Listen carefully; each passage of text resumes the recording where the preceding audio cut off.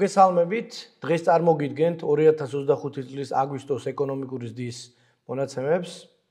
DGG-ს გადამხდელ საწარმოთა დეკლარირებული მონაცემების მიხედვით 2025 წლის აგვისტოში წინა წლის შესაბამის პერიოდთან შედარებით სახეზე გვაქვს საქართველოს ეკონომიკის 6.6%-იანი ზრდა, ხოლო 8 თვის რეალური ზრდის საშუალო მაჩვენებელი გახლავთ 7.9%.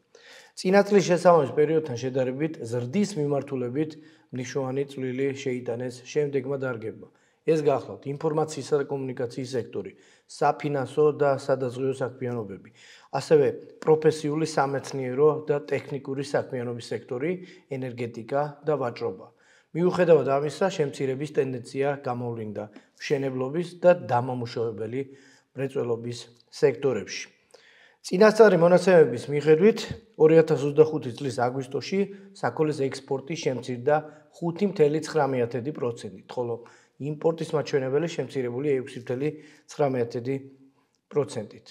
აღნიშნულ თვეში ქვეყანაში დარეგისტრირდა 4600-მდე ახალი საწარმო, რაც დაახლოებით 18%-ით ჩამორჩება წინა წლის შესაბამისი პერიოდის მონაცემებს.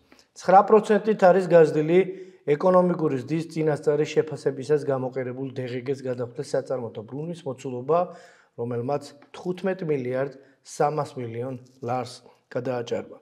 რაც შეეხება მიზეზებს დარგობრივ ჭრილში.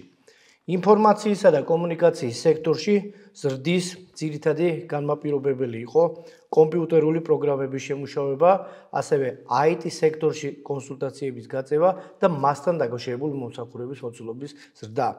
საფინანსო და სადაზღვევო საქმიანობის სექტორში ზრდა დაკავშირებული იყო კომერციული ბანკების საპროცენტო შემოსავლების მატებასთან. ენერგეტიკის სექტორში ზრდის გამოწვევ მიზეზად გვევლინდება თბო ელექტროსადგურების გამომუშავების მოცულობის ზრდა. აღნიშნული მაჩვენებელი დაახლოებით 53%-ით არის გაზრდილი წინა წლის შესაბამის პერიოდთან შედარებით. რაც შეეხება პროფესიული, სამეცნიერო და ტექნიკური საქმიანობის სექტორს, ზრდა დაკავშირებული იყო ბიზნესის და მართვის საკითხებში საკონსულტაციო საქმიანობის მომსახურების მოცულობის გაფართოებასთან. როგორც უკვე აღვნიშნე, ზრდა შეინიშნებოდა ასევე ვაჭრობის სექტორში, რომლის გამოწვევ ძირითად მიზეზად გვევლინება მსუბუქი ავტომობილებით, საცოლო ვაჭრობა, გაზრდილი ასევე საცოლო ვაჭრობა, საკვები პროდუქტებით, სასველებით და თამბაქოს ნაწარმით.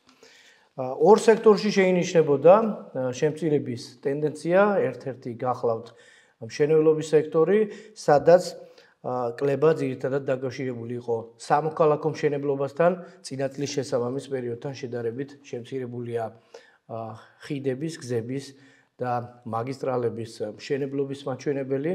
ასევე ისიც უნდა აღინიშნოს, რომ საგარეო ვაჭრობის მონაცემებიდან ჩვენ უკვე გვაქვს ეს მონაცემები. დაახლოებით 16%-ით არის შემცირებული სამშენებლო მასალების იმპორტი და მათ შორის 15%-ით შემცირდა ასევე ცემენტის და კლინკერის იმპორტის მაჩვენებლები.